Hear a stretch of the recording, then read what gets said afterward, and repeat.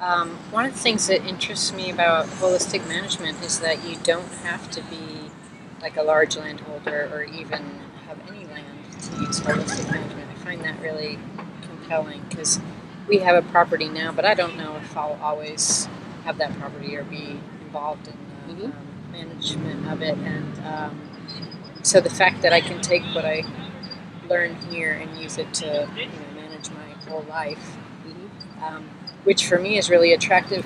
Have you found that in the business side of your ranch? Can you see how, even if it weren't a ranch, it might be useful for, say, running a business, for example? Oh, I definitely think so. And actually, I think one of the reasons I so quickly got on board with holistic management is so my husband and I used to run a company. And I've often thought since that we actually ran it in a way that really is much like holistic management. We didn't have a name for it. But I think we very much were doing, we had that same kind of decision-making framework that holistic management talks about when we ran our company. So I think just intuitively and naturally, I mean it had nothing to do with land, it was a software company. But we made decisions in much the same way, I think. Is that looking at all the different pieces and how they fit together, or when you say much the same way? I think it's viewing it as a whole and thinking about everyone who is a stakeholder, everyone who's involved, right? Not just thinking about your company, but thinking about who your customers are and your employees and the community that you live in. So we did that. We thought about things like diversity, So there are a lot of concepts, and then we thought about quality of life. I mean, we had goals for our company, and when we came and interviewed, we said, this is the way this company works, and these are its goals. And they all had to do with serving customers, being a great place to work. So we were seriously in tune with quality of life and a lot of those issues before I ever heard about holistic management. Wow.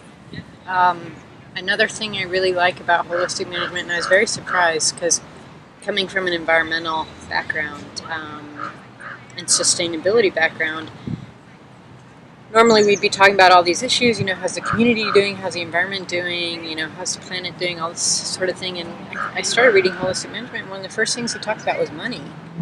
He's like, you gotta have food on the table, you gotta be meeting your rent, or nothing else works. And that was something I felt so strongly in environmental and sustainable development, is we were always hindered by the fact that we often had no money or very little money.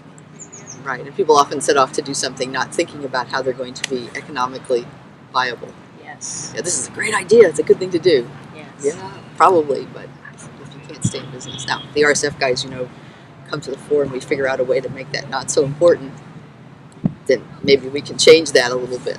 But it's going to be a while before you don't need money to steward land responsibly.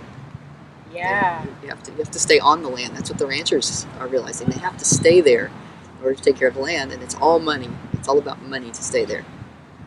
In what regard specifically with ranchers? Well, they have to make a living. Off that They land. just have to make a living, and if their kids are going to come back, then they have to make more livings. Yeah. And there's no way out of it. Right. Really, a lot of people will sell conservation easements. And then that probably buys you a generation. Yeah. Maybe two if you're really good at it. Yeah.